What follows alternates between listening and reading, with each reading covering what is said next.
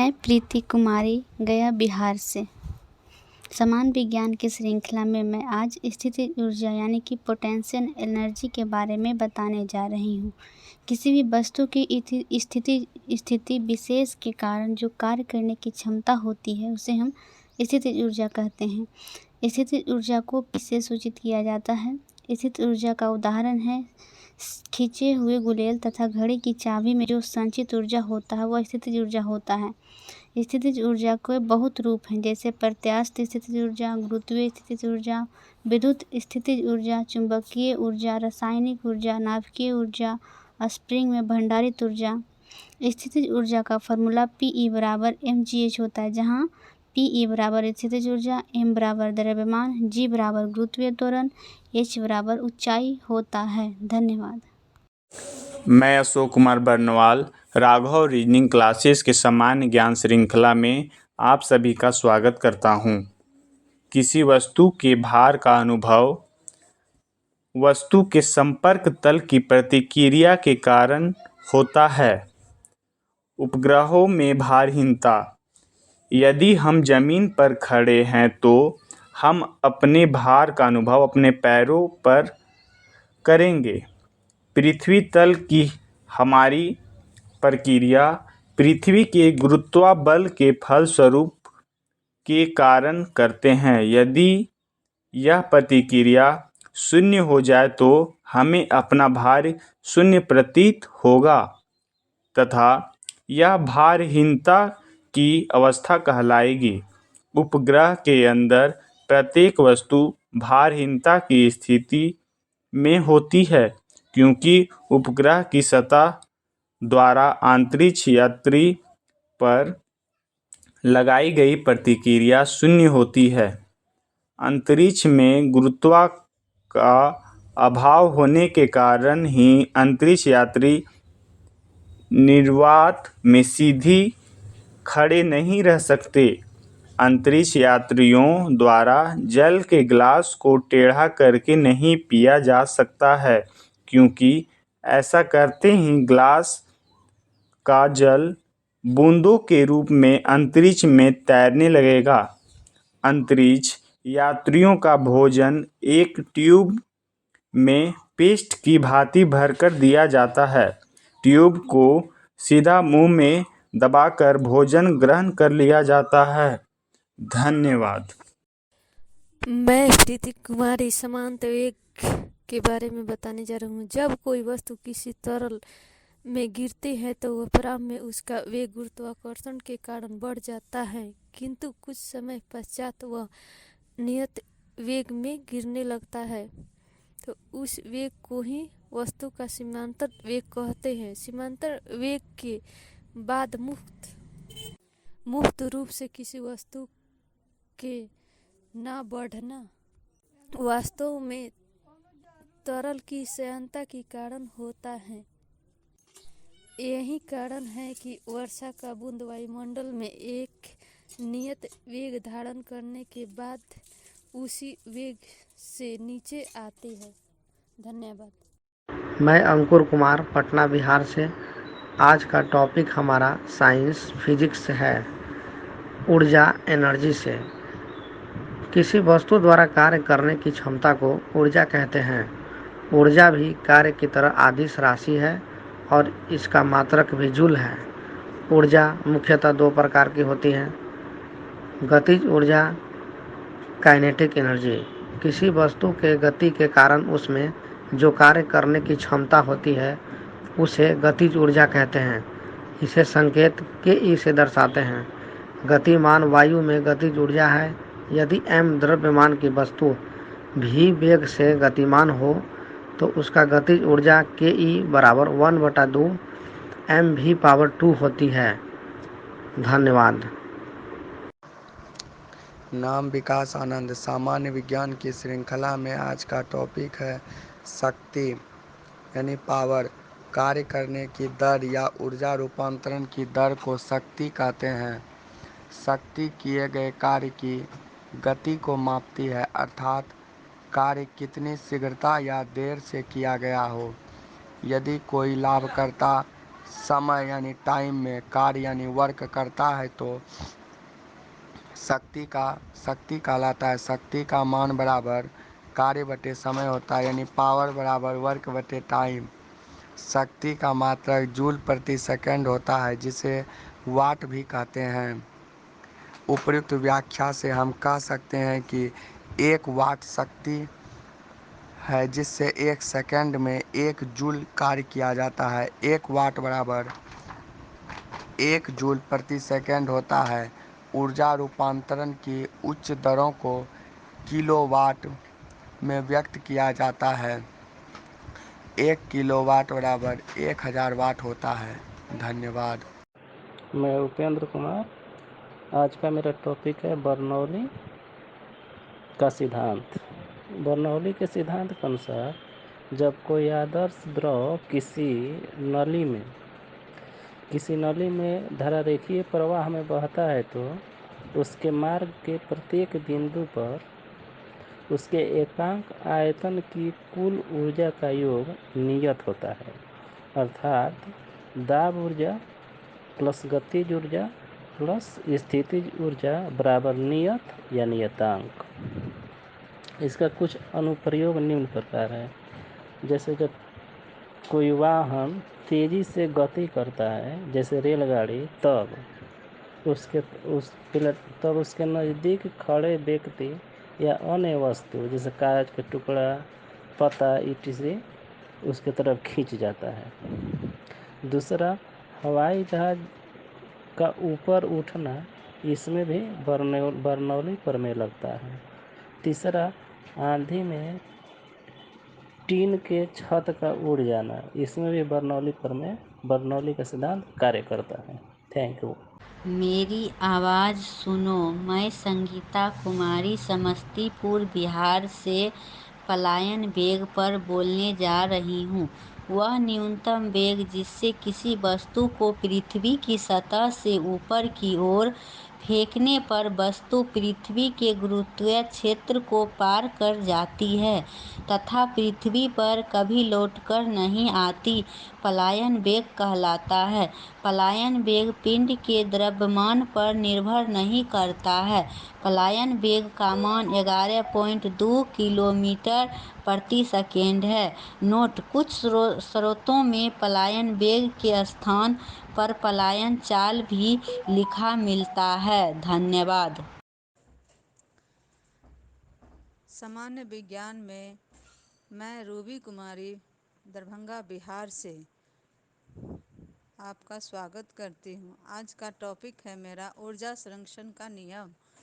इस नियमानुसार ऊर्जा केवल एक रूप से दूसरे रूप में रूपांतरित हो सकती है, न तो उत्पत्ति की जा सकती है और न ही विनाश। रूपांतरण के पहले व रूपांतरण के पश्चात कुल ऊर्जा सदैव अचर रहती है। ऊर्जा संरक्षण के नियम को गणितीय ऊर्जा रूप में से प्राप्त नहीं किया जा सकता, बल्कि यह एक प्रायोगिक सार्वभौमिक नियम है। यदि m द्रव्यमान की एक वस्तु h ऊंचाई से स्वतंत्रतापूर्वक गिराई जाती है तो प्रारंभ में स्थितिज ऊर्जा Pe का मान बराबर mgh होगा तथा गतिज ऊर्जा 0 होगी। इस प्रकार वस्तु की कुल ऊर्जा mgh है। जैसे वस्तु गिरेगी उसकी स्थितिज ऊर्जा कम होगी और गतिज ऊर्जा बढ़ेगी। न्यूनतम बिंदु पर वस्तु की गतिज ऊर्जा अधिकतम और स्थितिज ऊर्जा 0 हो जाएगी, अर्थात स्थितिज ऊर्जा प्लस गतिज ऊर्जा बराबर अचर constant mgh plus 1/2 mv square बराबर कांस्टेंट है। वस्तु की स्थितिज ऊर्जा तथा गतिज ऊर्जा का योग यांत्रिक ऊर्जा है। धन्यवाद। मैं रंगीला कुमारी आवर्त गति के बारे में बताने जा रही हूँ। एक निश्चित पथ पर गति करती वस्तु जब एक निश्चित समयांतराल के बाद बार बार अपनी गति को दोहराती है तो इस प्रकार को गति को आवर्त गति कहते हैं। वह समयांतराल जिसके बाद पूर्व गति को दोहराया जाता है उसे आवर्तकाल कहा जाता है। धन्यवाद। मैं पुष्पा ठाकुर, जिला गया, बिहार से। आज मैं ध्रुवीय उपग्रहों के बारे में बताने जा रही हूँ। ध्रुवीय ग्रह पृथ्वी के ध्रुवों के परितः उत्तर दक्षिण दिशा में परिक्रमण करने वाले उपग्रहों को ध्रुवीय उपग्रह कहते हैं। ध्रुवीय उपग्रहों की ऊंचाई लगभग 500 से 800 किलोमीटर होती है। इन उपग्रहों का आवर्तकाल लगभग 100 मिनट होता है। ध्रुवीय उपग्रह का प्रयोग विषुवतीय एवं ध्रुवीय क्षेत्रों के सर्वेक्षण में सुदूर संवेदन, मौसम विज्ञान और पर्यावरणीय अध्ययनों इत्यादि के लिए किया जाता है। धन्यवाद। सामान्य विज्ञान की श्रृंखला में पश्चिम चंपारण से मैं पूनम देवी आपका स्वागत करती हूँ। आज मैं वायुमंडलीय दाब के संबंध में आपसे चर्चा करूँगी। किसी बिंदु पर वायुमंडलीय दाब उस बिंदु के एकांक अनुप्रस्थ काट वाले क्षेत्रफल पर उस बिंदु से वायुमंडल के शीर्ष तक का वायु स्तंभ के भार के बराबर होता है। समुद्र तट पर यह 1.013 गुने 10⁵ पास्कल है। इसे एक वायुमंडलीय दाब भी कहते हैं। दूसरा, वायुमंडलीय दाब का मापन बैरोमीटर से करते हैं, जो कांच की नली में पारे को भरने से बनी युक्ति होती है। तीसरा, एक वायुमंडलीय दाब 1 वर्ग सेमी अनुप्रस्थ काट वाले पारे के 76 सेंटीमीटर लंबे कॉलम के भार के बराबर होता है।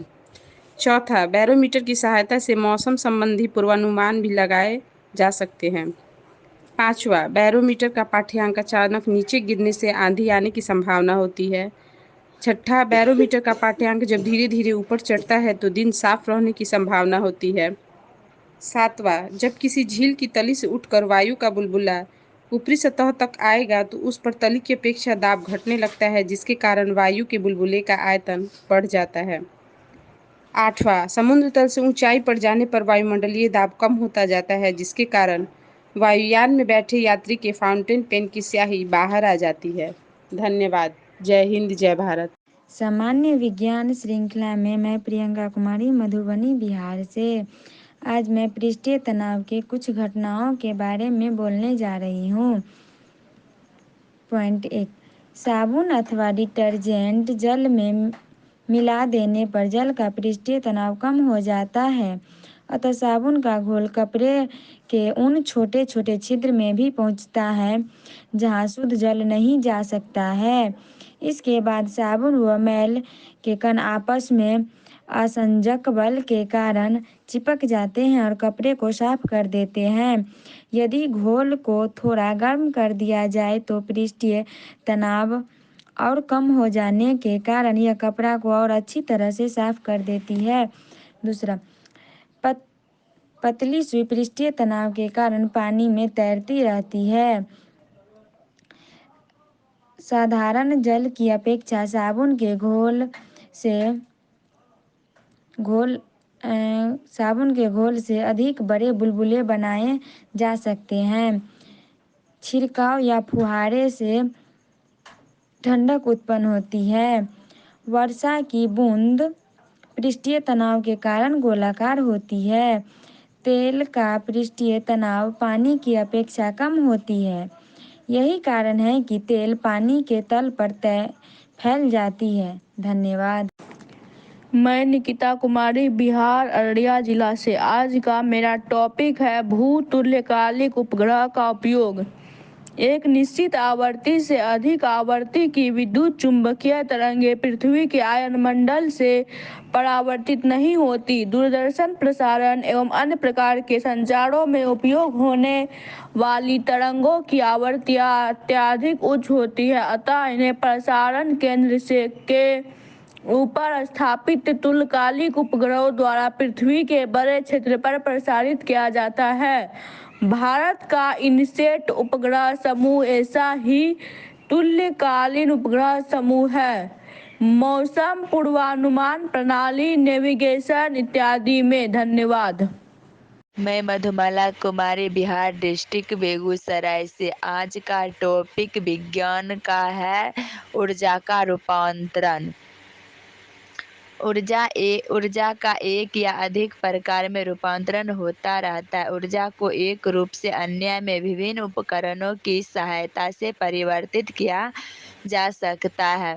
विद्युत ऊर्जा से प्रकाश ऊर्जा एवं ऊष्मा ऊर्जा, विद्युत बल्ब, रासायनिक ऊर्जा से विद्युत ऊर्जा, विद्युत सेल, यांत्रिक ऊर्जा से विद्युत ऊर्जा, डायनेमो स्थितिज ऊर्जा से विद्युत ऊर्जा, टरबाइन विद्युत ऊर्जा से आंतरिक ऊर्जा, मोटर ऊष्मा से आंतरिक ऊर्जा, इंजन नाभिकीय ऊर्जा से ऊष्मीय ऊर्जा से आंतरिक ऊर्जा एवं यांत्रिक ऊर्जा से विद्युत ऊर्जा, परमाणु विद्युत गृह विद्युत ऊर्जा से ध्वनि ऊर्जा, स्पीकर विद्युत ऊर्जा से विद्युत चुम्बकीय ऊर्जा, ट्रांसमीटर। धन्यवाद।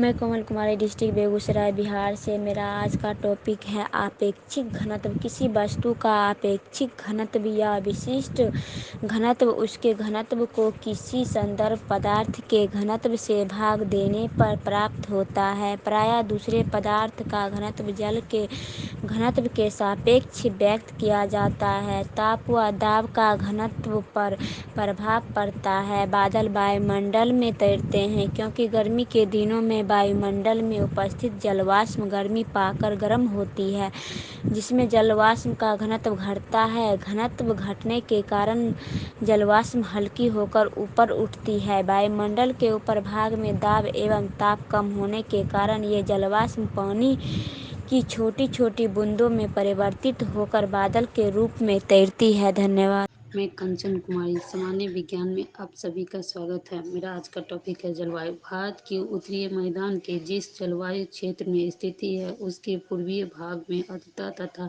पश्चिम भाग में आर्द्र शुष्क जलवायु है। मुख्यतः बिहार का क्षेत्र बंगाल की खाड़ी की मानसून शाखा है प्रभावित होते हैं। बिहार का अधिकांश भाग कर्क रेखा से ऊपर होता है। यहाँ की जलवायु गर्म होते हैं और अधिक तापमान 45 से ऊपर होता है।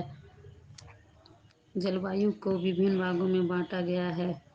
पहला, हिमालय की स्थिति। दूसरा, कर्क रेखा की स्थिति। तीसरा, बंगाल की खाड़ी से निकटता। चौथा, नवष्ट एवं अन्य ग्रीष्मकालीन तूफान तथा दक्षिण पश्चिम मानसून की क्रियाशीलता। बिहार की जलवायु की प्रकृति पूर्ण रूपेण महाद्वीपीय नहीं कही जा सकती क्योंकि वर्षा के अधिकांश भाग में वायु में पर्याप्त नमी रहती है। यहाँ साल में 3 प्रमुख मौसम पाए जाते हैं: ग्रीष्म ऋतु, वर्षा ऋतु, शीत ऋतु। धन्यवाद। सामान्य ज्ञान श्रृंखला में शाम 9 बजे 6/5/2024। मैं भोला कुमार गनीपुर बेहरा सकरा मुजफ्फरपुर बिहार से। आज का मेरा टॉपिक भू उपग्रह है। उपग्रह वे आकाशीय पिंड जो ग्रहों के चारों ओर परिक्रमण करते हैं उसे उपग्रह कहते हैं। भू उपग्रह वे पिंड है जो पृथ्वी के परितः परिक्रमण करते हैं। इनकी गतियों ग्रहों की सूर्य के परितः गतियों के बहुत समान होते हैं, अतः केपलर के ग्रहीय गति नियम इन पर भी समान रूप से लागू होते हैं। इन उपग्रहों की गति के परितः कक्षाएं वृत्ताकार अथवा दीर्घवृत्ताकार होती है। पृथ्वी के चारों ओर परिक्रमण कर रहे उपग्रह इसलिए पृथ्वी पर नीचे नहीं गिरते क्योंकि पृथ्वी का आकर्षण बल कृत्रिम उपग्रह के गति के लिए आवश्यक त्वरण प्रदान करता है। कृत्रिम उपग्रह पर 2 प्रकार के बल कार्य करता है: केंद्रीय बल या गुरुत्वाकर्षण बल तथा 2 में प्रक्षोभ बल, जिसके अंतर्गत वायुमंडलीय आकर्षण, पृथ्वी के गोलाई में त्रुटि, चंद्र एवं सूर्य के गुरुत्वाकर्षण खिंचाव, सूर्य के विकास, विकिरण, दाब आदि उत्पन्न बल आते हैं। पृथ्वी के एकमात्र प्राकृतिक उपग्रह चंद्रमा है, जिसकी कक्षाएं लगभग वृत्ताकार हैं। मानव निर्मित भू उपग्रह ग्रहों की कक्षाएं में प्रमोचित किया गया है। मानव निर्मित भू उपग्रह कक्षाओं के स्थिति के अनुसार मुख्यतः 2 प्रकार के हैं। आगे का पॉइंट अगला साथी बताएंगे। धन्यवाद। सामान्य विज्ञान की श्रृंखला में आप सभी को स्वागत है। मैं बबलू कुमार, जिला मुजफ्फरपुर से। आज मैं आप सभी को विषय वायुमंडलीय दाब। किसी बिंदु पर वायुमंडलीय दाब उस बिंदु के एकांक अनुप्रस्थ काट वाले के क्षेत्रफल पर उस बिंदु से वायुमंडल के शीर्ष तक का वायु स्तंभ के बराबर होता है। समुद्र तल पर यह 1.013 × 10⁵ पास्कल है। इसे वायुमंडलीय दाब भी कहते हैं। वायुमंडलीय दाब का मापन बैरोमीटर से करते हैं, जो कांच की नली में पाड़े को भरने से बने युक्त होती है। वायुमंडलीय दाब 1 वर्ग सेंटीमीटर अनुप्रस्थ कार वाले पाड़े के 76 सेंटीमीटर लंबे कॉलम के भार के बराबर होता है। बैरोमीटर की सहायता से मौसम संबंधी पूर्वानुमान भी लगाते हैं। बैरोमीटर का पाठ्यांक अचानक नीचे गिरने से आंधी आने की संभावना होती है। बैरोमीटर का पाठ्यांक जब धीरे धीरे नीचे गिरता है तो वर्षा होने की संभावना। बैरोमीटर जब धीरे धीरे ऊपर चढ़ता है तो दिन साफ रहने की संभावना। जब किसी झील की तली से उठकर वायुमंडल बुलबुला ऊपरी सतह तक आएगा, उस पर तली अपेक्षा दाब घटने लगता है, जिसके कारण वायुमंडल बुलबुले का आयतन बढ़ जाता है। समुद्र तल से ऊंचाई पर जाने पर वायुमंडलीय दाब कम होता जाता है, जिसके कारण है वायुयान में बैठे यात्री के फाउंटेन पेन की स्याही बाहर आ जाती है। धन्यवाद। वो आकाशीय पिंड जो ग्रहों के चारों ओर परिक्रम करते हैं उसे क्या कहते हैं? उपग्रह कहते हैं। उपग्रहों की पृथ्वी के परितः कक्षाएं कैसी होती हैं? वृत्ताकार अथवा दीर्घवृत्ताकार। पृथ्वी का एकमात्र प्राकृतिक उपग्रह कौन सा है? चंद्रमा। भू तुल्यकालिक एवं भू स्थिर कक्षाओं की ऊंचाई कितनी है? लगभग 35,786 किलोमीटर। पृथ्वी के ध्रुवों के उत्तर दक्षिण दिशा में परिक्रम करने वाले उपग्रहों को क्या कहते हैं? ध्रुवीय उपग्रह कहते। ध्रुवीय उपग्रहों का आवर्तकाल लगभग कितने मिनट का होता है? लगभग 100 मिनट का होता है। ध्रुवीय उपग्रहों की ऊंचाई लगभग कितनी होती है? 500 से 700 किलोमीटर होती है। पृथ्वी के लिए पलायन वेग का मान कितने हैं? 11.2 किलोमीटर प्रति सेकेंड। पलायन वेग किनके द्रव्यमान पर निर्भर नहीं करता है? पिंड के द्रव्यमान पर। किसी वस्तु को ऊपर की ओर फेंकने पर फिर वापस पृथ्वी पर आ जाती है, किसके कारण ऐसा होता है? पृथ्वी के गुरुत्वाकर्षण के कारण। चंद्रमा की त्रिज्या कितनी होती है? 1.74 × 10⁶ मीटर। चंद्रमा पर पलायन चाल का मान कितना होता है? 2.38 किलोमीटर प्रति सेकेंड। किसी वस्तु पर बल लगाकर बल की दिशा में विस्थापन उत्पन्न करता है, उसे क्या कहते हैं? उसे कार्य कहते हैं। किसी वस्तु द्वारा कार्य करने की क्षमता को क्या कहते हैं? ऊर्जा कहते हैं। ऊर्जा तथा कार्य कौन सी राशि है? आदिश राशि है। ऊर्जा का मात्रक क्या है? ऊर्जा का मात्रक जूल है। ऊर्जा कितने प्रकार के होते हैं और कौन कौन से होते हैं? ऊर्जा 2 प्रकार के होते हैं। पहला गतिज ऊर्जा तथा दूसरा स्थितिज ऊर्जा। बहती हुई हवा में कौन सी ऊर्जा होती है? गतिज ऊर्जा होती है। 1 किलोवाट घंटा कितने जूल के बराबर होता है? 3.6 × 10⁻6 जूल। 1 मेगावाट कितने वाट के बराबर होता है? 10⁻6 वाट। तरल पदार्थ किसे कहते हैं? जो पदार्थ प्रवाहित होता है। वर्षा की बूंदें किसके कारण गोलाकार होती है? पृष्ठ तनाव के कारण। पृष्ठ तनाव का एसआई मात्रक क्या है? न्यूटन प्रति मीटर या जूल प्रति मीटर स्क्वायर। दूध के मथने पर किस बल के कारण क्रीम अलग हो जाती है? उपकेंद्र बल के कारण। अणु किसे कहते हैं? जो पदार्थ छोटे छोटे कणों से मिलकर बने होते हैं उसे अणु कहते हैं।